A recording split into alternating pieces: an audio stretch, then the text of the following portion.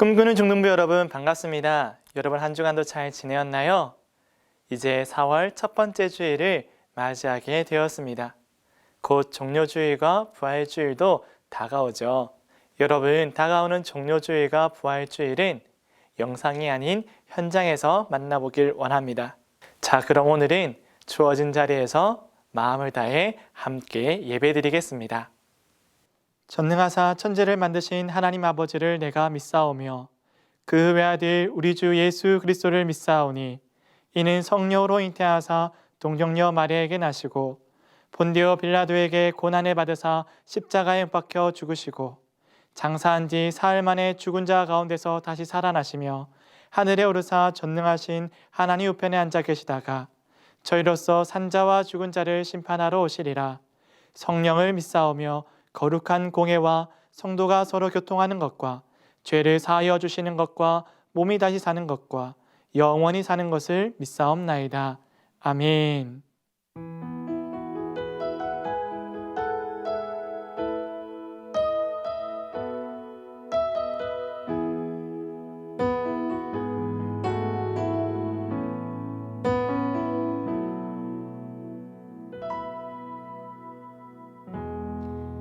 오 주님, 당신은 내 삶 구석구석까지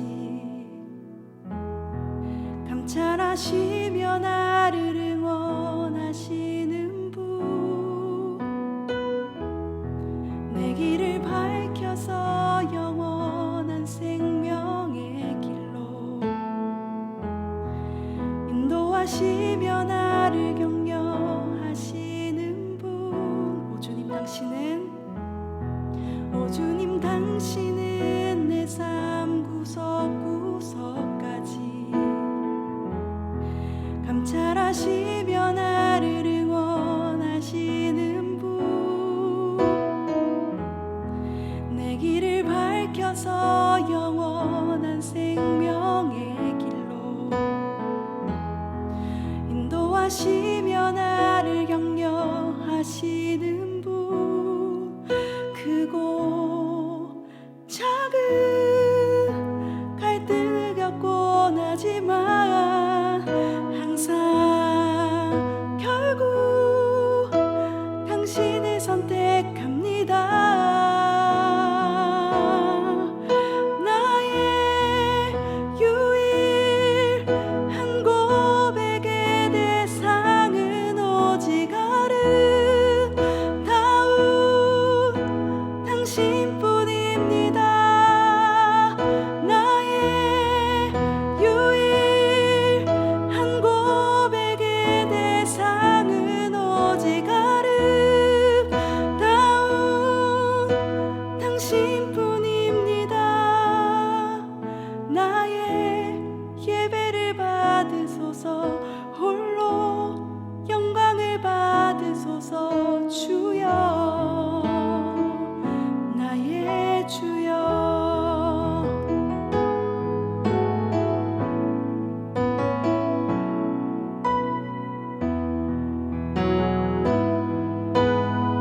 우리 다시 찬양합시다. 오 주님, 당신은 내 삶 구석구석까지 감찰하시며 나를 응원하시는 분, 내 길을 밝혀서 영원한 생명의 길로 인도하시며 나를 격려하시는 분, 크고 작은 갈등을 겪곤 하지만 항상 결국 당신을 선택합니다. 나의 유일한 고백의 대상은 오직 아름다운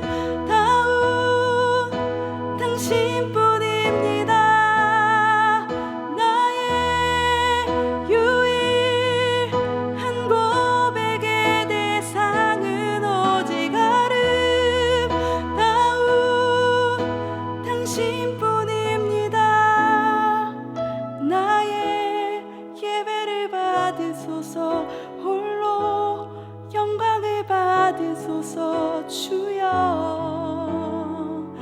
나의 주여, 나의 예배를 받으소서. 홀로 영광을 받으소서 주여.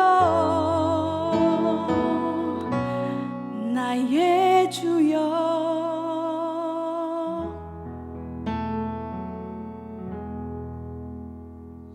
기도하겠습니다.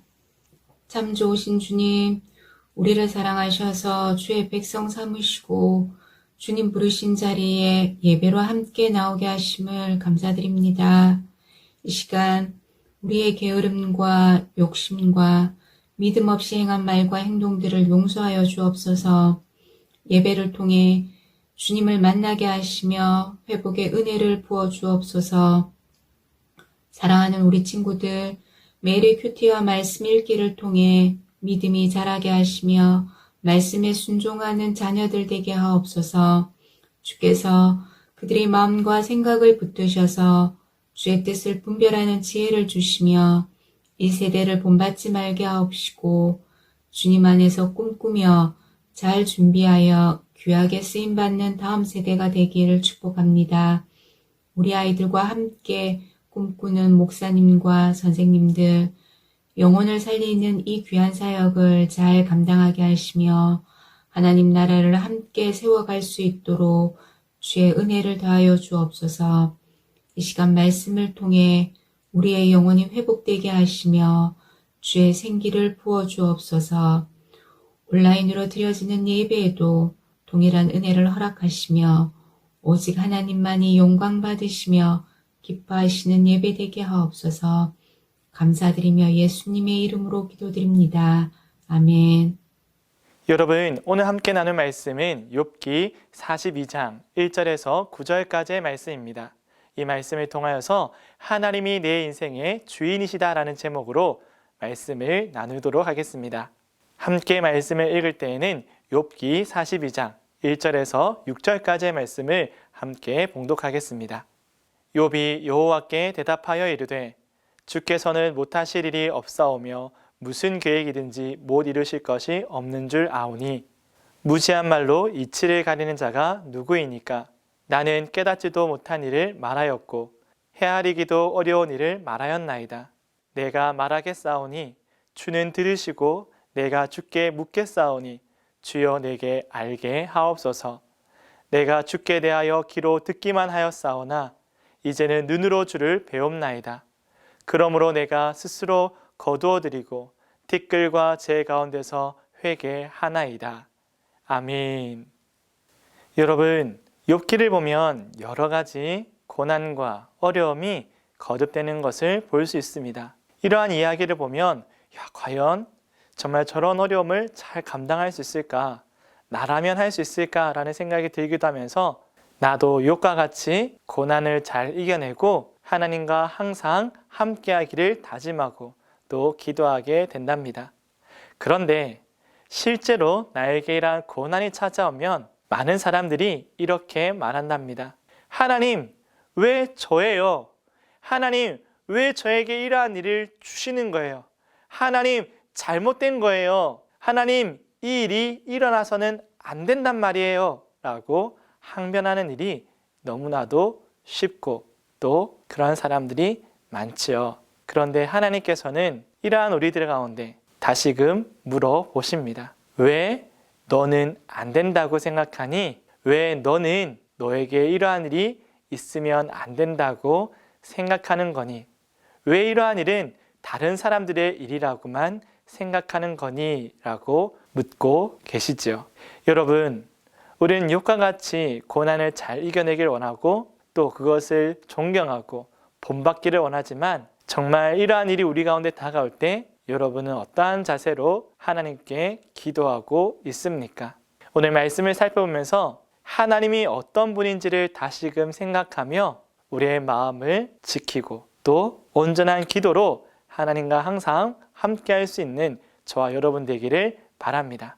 여러분, 우리가 거듭해서 나누고 있는 큰 주제이지만 하나님은 의로우신 분입니다. 다시 말씀드리면 하나님만이 의로우신 분이시지요. 오늘 성경에 보면 우스라는 땅에 당대의 의인, 시대의 의인으로 불리는 욥이라는 한 사람이 있었습니다. 그는 정말로 하나님 앞에서 흠잡을 데 없는, 정말로 그는 어디를 봐도 흠잡을 데가 없는 신실한 예배자였고 하나님께서 정말 기뻐할 만한 좋은 사람이었죠. 그는 의로웠고 정직하였고 하나님의 말씀을 따라 공의를 행하는 사람이었습니다. 그의 마음은 얼마나 순결한지 항상 감사하고 받은 은혜를 기억하며 하나님을 찬양했죠. 그래서 그는 항상 하나님 앞에 예배를 드렸고 감사의 제사를 끊임없이 올려드렸답니다. 그의 이러한 모습은 많은 사람들과 구별되었고 또 구별된 그의 모습은 하나님의 기쁨이 되었죠. 그래서 하나님께서는 그를 향하여 의로운 사람이다 라고 말씀하시기도 하였답니다. 이처럼 하나님 앞에서 신실했던 욥에게 하나님께서는 많은 선물을 주셨어요. 그에게 많은 자녀들과 그리고 종들, 가축들, 그리고 많은 재산을 주셨답니다. 그는 부족함이 없는 큰 부자였다는 거예요. 이렇게 예배를 잘 드리는 사람, 신실하고 정직한 사람, 의롭고 공의로우며 사랑을 베풀 줄 알고 감사할 줄 알고 은혜를 아는 이 사람에게 하나님께서 이만큼 많은 복을 내리신 것은 어떻게 보입니까? 합당해 보이고 마땅해 보이고 당연한 결과처럼 보이나요? 맞아요. 우리가 보기에는 이러한 일은 하나님께서 정말 기뻐하셔서 베풀어 주신 은혜이자 마땅히 욥이 받아야 할 선물처럼 보이기도 합니다. 그래서 우리는 이렇게 복을 내리시는 하나님을 보며 참 의롭다, 그분은 정말 정직하시다, 그분은 선하시다 라고 생각하기도 하죠. 그런데 하나님께서 하늘의 회의를 진행하실 때에 사단의 이야기를 듣게 되십니다. 사단이 욥을 보고 말을 하기를 그가 하나님을 경외하는 것은 많은 재물과 그리고 부족함이 없는 삶 때문이라고 말하였죠. 그때 하나님께서 사단에게 모든 것을, 욥의 생명을 제외한 모든 것을 거두고 빼앗아도 괜찮다라고 허락하셨답니다. 그리고 사단은 그 즉시로 욥에게 찾아와 많은 고난과 그리고 그의 모든 소유를 빼앗기 시작했습니다. 여러분, 욥에게 많은 복을 내리신 하나님, 그분은 의로우시고 참으로 좋으시고 공의로우신 분처럼 보였는데 여러분에게 지금도 여전히 욥의 모든 것을 빼앗도록 허락하신 하나님은 의롭고 공의로우며 좋으신 하나님처럼 느껴지시나요? 여기서 우리는 의문이 듭니다. 어떻게 좋으신 하나님께서 사단의 그 말 때문에 욥에게 이만큼 큰 어려움을, 욥의 모든 것을 빼앗는 것을 허락하실 수 있으실까? 하나님은 좋으신 분이라 했는데 어떻게 이렇게 하실 수 있을까라는 우리의 의문이 듭니다. 여러분, 왜 이런 의문이 들까요? 왜 우리는 하나님이 의롭고 신실하시며 좋으시고 사랑이 많으신 분이란 걸 알면서도 왜 우리는 하나님께서 행하신 일에 의문을 가지게 될까요? 정말 하나님은 좋으신 분일까? 라는 생각을 하게 될까요? 그것은 바로 옳고 그름의 기준을 내가 정하고 있기 때문입니다. 의로움, 옳음, 그리고 그름, 이 기준에서 내가 중심이 되어 있을 때 우리는 하나님을 판단하게 되는 것이죠. 이것은 안타깝게도 모든 사람들의 어리석은 모습이기도 합니다. 욥도 마찬가지였습니다.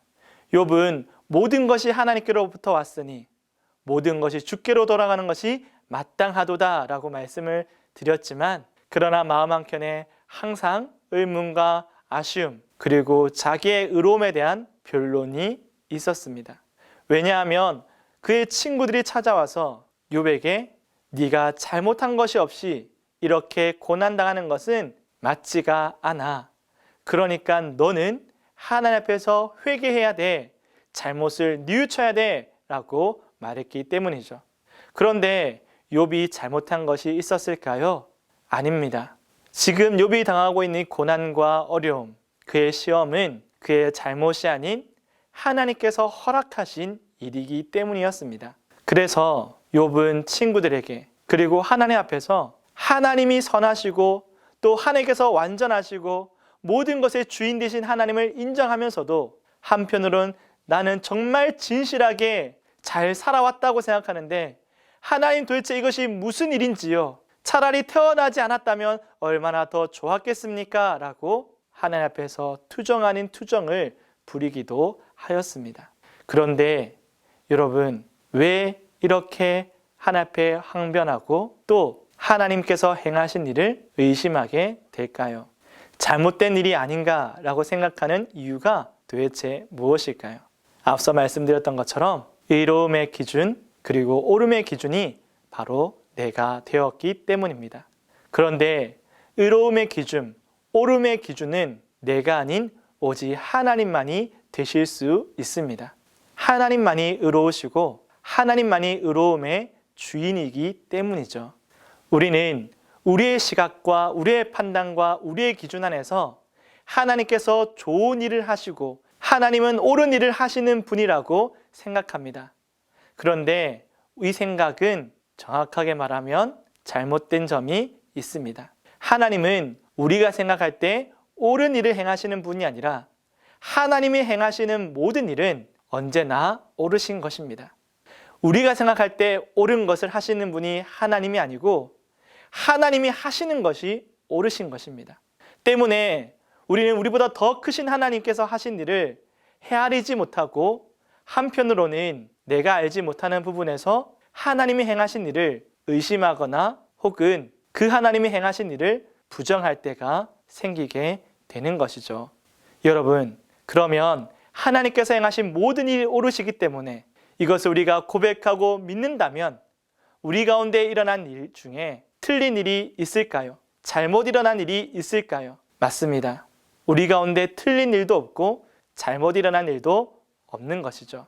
왜냐하면 하나님이 모르시는 것이 없으시고 하나님께서 허락하지 않은 일이 일어나지 않기 때문입니다. 우리와 항상 함께 하시는 하나님이 행하신 일은 옳으며 의로우시다는 것을 우리가 믿고 고백한다면 나에게 잘못 일어난 일은 없다는 것을 우리가 깨닫게 될 것입니다. 여러분, 여러분의 삶에 일어난 모든 일은 하나님의 선하심 안에 있음을 꼭 기억하기를 바라요. 그런데 우리가 이 말씀을 들으면서도 내가 한편으로는 나에게 일어난 일 때문에 그 상처와 그 아픔과 그 힘든 시간 때문에 이 말씀을 믿으면서도 여전히 힘들어하는 여러분의 마음이 있을 것 같습니다. 맞아요. 우리가 당하고 있는 고난은 실제로 고통과 아픔이 있기 때문이죠. 고통과 아픔이 있으니까 그것이 고난 아니겠습니까? 저에게도 이러한 일이 있었습니다. 다 다른 사람들에게 일어날 일처럼 보였지만 그것이 막상 저에게도 일어났죠. 여러분에게 몇 번 말씀드린 적이 있지만 저는 장애를 가지고 있습니다. 어릴 적에 어떤 일로 어떻게 생겼는지는 모르지만 목사님은 뇌병변 장애를 가지고 있어요. 그래서 오른손, 오른쪽 다리를 조금 사용하는데 제약이 있답니다. 처음에는 제가 왼손잡이인 줄 알았어요. 왜냐하면 양손을 움직이는 데 있어서 큰 차이를 많이 못 느꼈기 때문이죠. 아, 내가 왼손잡이니까 왼손을 쓰는 게 더 편하고 오른손이 조금 불편하겠지라고 생각했어요. 아, 내가 왼손잡이고 왼발을 쓰는 게 더 편하니까 오른쪽이 조금 불편하겠지라고 생각했지만 그리고 어릴 적에 내가 오른쪽에 수술을 받았으니까 불편할 거야. 이건 해결할 수 없는 문제일 거야. 어쩔 수 없어 라고 생각했는데 알고 보니 정확한 검진을 받고 나서 제가 장애를 갖고 있음을 알게 되었습니다. 아주 어릴 적부터 갖고 있었던 이 불편함은 사실 원망이 되기도 하였어요. 다른 친구들은 잘 뛰어놀고 뛰어놀면서 친구들도 많이 사귀고 학교를 다니는 것에도 불편함이 없고 운동하거나 노는 것도 재미있게 보내는데 나는 학교를 가는 길도 힘들고 친구들과 놀기도 어렵고 운동도 항상 열애를 할 수밖에 없었어요. 그 시간은 상처가 되기도 하였고 주눅드는 시간이 되기도 하였고 많은 친구들과 어울리지 못하는 혼자만의 시간이 되기도 하였답니다. 고칠 수 없는 다리, 이것은 나에게 일어나지 말았어야 할 일이었습니다. 그 누군가에게는 일어나도 나에게는 일어나지 말았어야 할 일이라고 생각했죠. 이것은 누구의 판단입니까? 참 이기적인 저의 생각과 판단이었어요. 하나님께 이렇게 물었습니다. 하나님, 제가 무엇을 잘못했어요? 뭘 잘못했길래 저는 이러한 장애, 이러한 불편함을 겪어야만 하는 것인가요? 원망과 불평도 많았죠. 그런데 하나님께서는 왜 누군가에게는 일어나도 될 일이 너에게는 일어나면 안 되니? 라고 물으셨습니다. 그렇죠. 다른 사람은 다 되는데 왜 저는 안 될까요?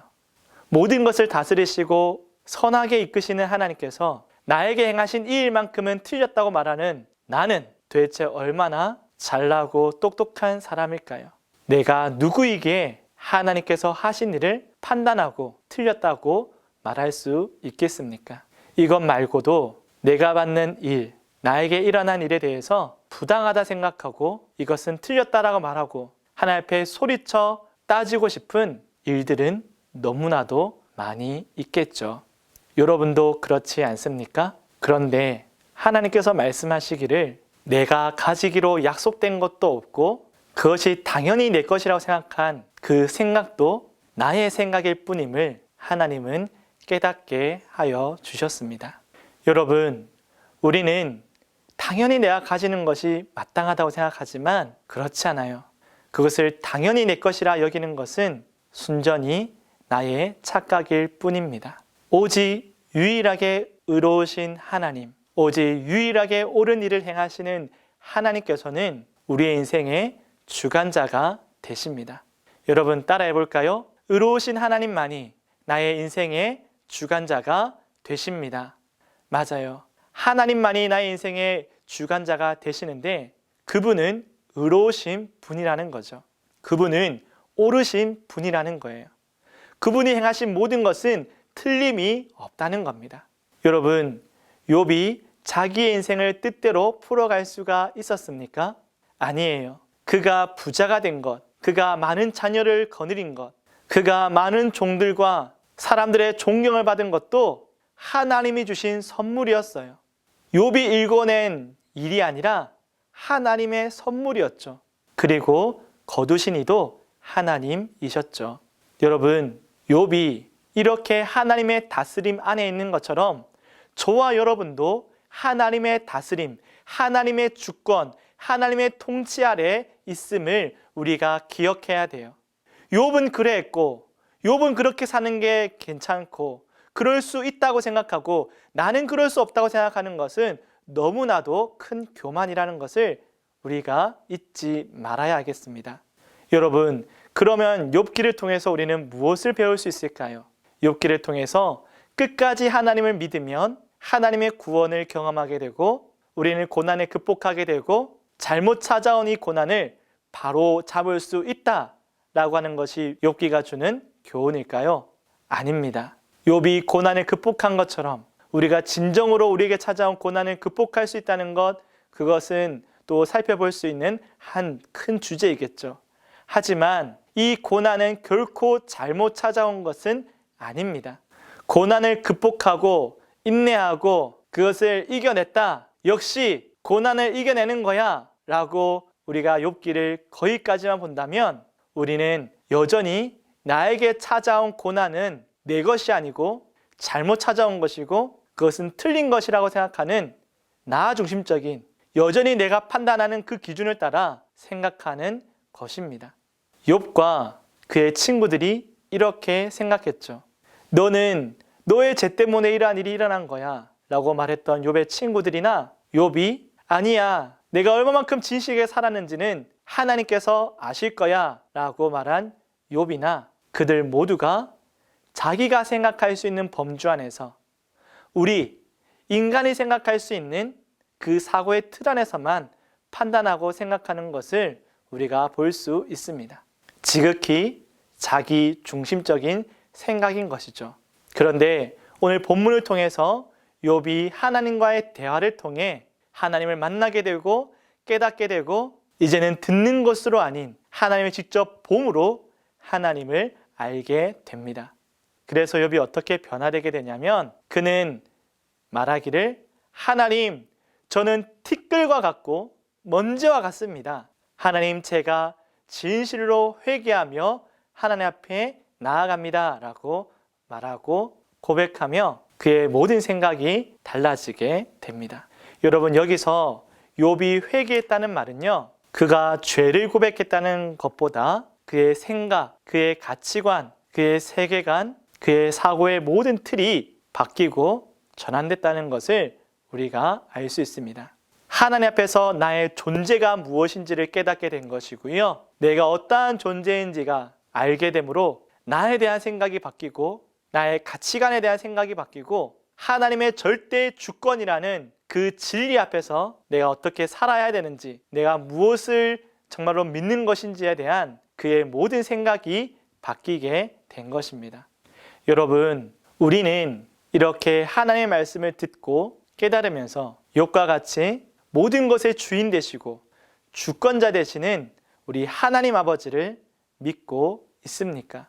그 하나님을 경험하고 그 하나님을 경배하고 모든 만물과 생명의 주관자 되신 그 하나님, 그 의로우신 하나님을 나의 좋으신 하나님으로 모시고 있습니까?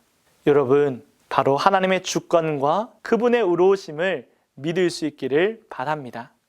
이것을 믿고 고백하는 것이 우리가 할 수 있는 가장 큰 지혜임을 오늘 욥이 우리 가운데 알려주고 있는 중요한 메시지인 것이죠. 하나님께서는 욥에게 자신을 알려주시면서 욥에게 이렇게 말씀하였습니다. 네가 저 피조물이 만들어질 때 너는 어디에 있었느냐? 저 우주가 만들어질 때 너는 어디에 있었느냐? 내가 이 세상을 이렇게 아름답게 가꿀 때 너는 어디서 무엇을 했니? 라고 물으셨죠. 그때 욥이 어떤 대답을 할 수 있었을까요? 맞아요. 아무 말도 할 수가 없었습니다. 그리고 욥이 깨닫게 되었죠. 하나님과 나는 어마어마한 차이가 있구나. 하나님과 나는 무한한 차이를 가지고 있구나. 그러니까 나는 그분이 행하신 일을 판단할 수도, 가늠할 수도, 이해할 수도 없는 것이구나 라고 깨닫게 된 것이었죠. 여러분, 하나님과 우리는 무한한 차이를 가지고 있습니다. 그 무한한 차이는 절대 메꿔질 수가 없는 것이죠. 유한한 우리가 무한한 하나님을 어떻게 가늠하고 판단하고 재어볼 수가 있겠습니까? 이것은 너무나도 아이러니한 일이고 우스운 행동이 되겠죠. 욥은 그것을 깨달은 거예요. 사랑하는 여러분, 하나님과 우리가 무한한 차이가 있다는 것은 두려운 일이 아니라 굉장히 감사한 일입니다. 나를 인도하시고 나를 지키시며 이끄시는 그 하나님이 나하고는 극적으로 무한한 차이를 가지고 있다는 것은 너무나도 감사한 일이죠. 하나님의 수준이 우리와 같다면 어떻게 하나님을 의존할 수 있겠습니까? 어떻게 하나님을 신뢰할 수 있겠습니까? 어떻게 하나님을 믿을 수가 있겠습니까? 하나님이 우리와 무한한 차이를 가지고 있다는 것은 무한한 그 능력 앞에서 나를 지키실 하나님을 우리는 믿을 수가 있는 것이죠. 더 나아가 그 무한한 차이를 가지고 계신 하나님께서 나를 기뻐하시고 나와 함께하기를 즐거워하신다는 것은 우리에게 큰 선물이 됩니다.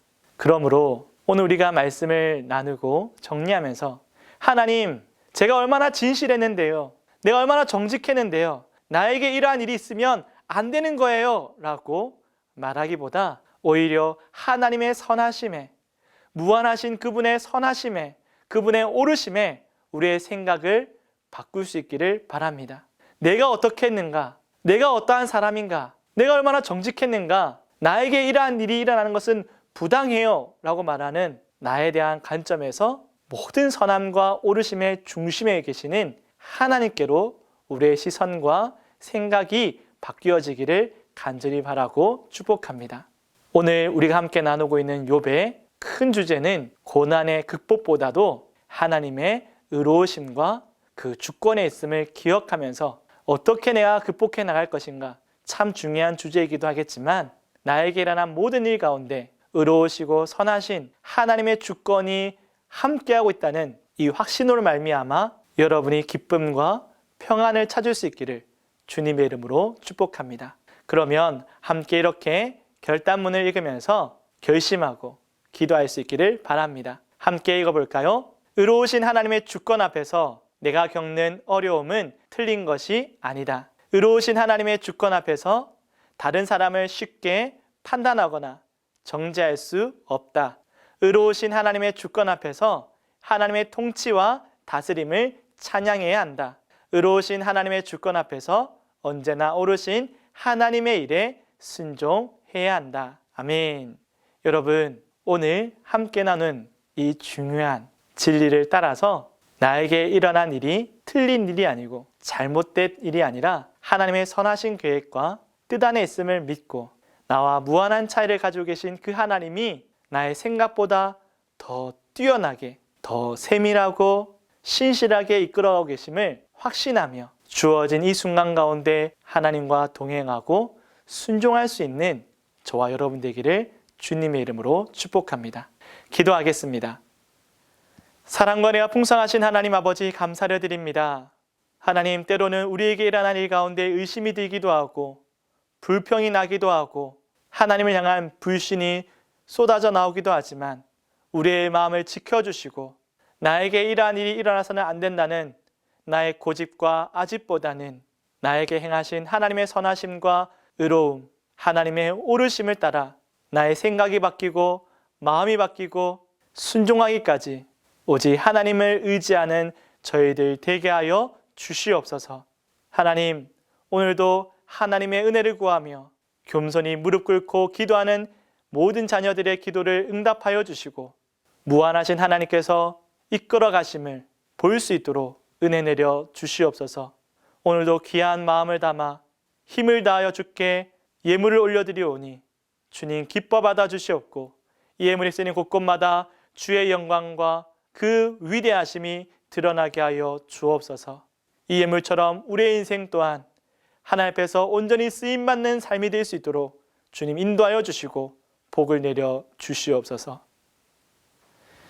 이제는 우리 주 예수 그리스도의 은혜와 하나님의 크신 사랑과 성령님의 감화 감동 위로 교통하시는 놀라운 은사가 나에게 주어진 모든 일 가운데 원망하지 아니하고 나에게 옳은 일을 행하시는 무한하신 능력의 주님을 찬양하며 경외하기를 다짐하는 모든 믿음의 자녀들 가운데 이제부터 영원토록 함께 계실지어다.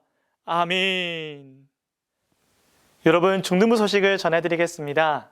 여러분, 이제 많은 달란트들 여러분이 모았을 거라 생각됩니다. 받은 달란트는 선생님께 말씀드리면 적립된 달란트를 받으실 수 있습니다. 그것을 받아서 지하 1층 달란트 스토어에서 사용할 수도 있고요. 또는 쿠팡에서 온라인으로 물품을 신청할 수 있습니다. 그러면 신청한 물품이 배송되어서 스토어에 도착하게 되고요. 여러분이 받은 달란트를 가지고 지하 1층 달란트 스토어에서 수령해 갈 수 있습니다. 여러분 꼭 기억해 주시고 내가 얼마만큼 달란트를 모았는지 선생님께 물어보고 또 사용할 수 있기를 바랍니다. 이렇게 온라인 예배를 드리는 친구들에게도 달란트가 지급되고 있습니다. 내가 얼마만큼 모았는지 궁금하죠? 여러분 꼭 선생님과 소통해 주시고 또 현장에 나와서 달란트도 받고 즐겁게 사용해 볼 수 있기를 바랍니다. 여러분, 다음 주는 종료주일입니다. 특별히 다음 주 종료주일은 찬양 예배로 드려져요. 이처럼 특별한 예배를 놓치지 않기를 바랍니다. 그러려면 다음 주는 모두 다 현장 예배로 나와야 되겠죠? 다음 주 종료주일 찬양 예배 모두 만나보기를 바라고요. 그리고 그 다음 주 부활주일도 함께 하기를 원합니다. 4월 17일 부활주일은 총출석주일입니다. 온라인 영상 예배가 아닌 모두 다 현장에서 만나보기를 원하고요. 달란트 스토어가 할인 이벤트도 진행하고 있으니까 여러분의 학용품 또는 동생을 위한 선물들도 여러분이 이용할 수 있을 거라 생각됩니다. 부활주일도 많이 기대해 주시고요. 아주 소중하고 뜻깊은 시간으로 준비하고 있으니까 함께 예배의 자리에서 만나보기를 원합니다. 마지막 광고입니다. 4월의 추천 도서는 게으름입니다. 우리의 신앙과 우리의 삶을 위태롭게 하는 이 게으름을 어떻게 하면 끊어낼 수 있을지 김남준 목사님이 지으신 게으름이라는 책을 통해서 함께 무너진 우리의 태도를 일으켜 세울 수 있기를 바랍니다. 토요일에는 독서 모임도 있는데요. 시간이 허락되는 친구들은 함께하면 참 좋겠습니다. 여러분, 그러면 한 주간도 잘 지내시고 건강한 모습으로 꼭 다음 주는 현장 예배에서 만나보도록 하겠습니다. 안녕!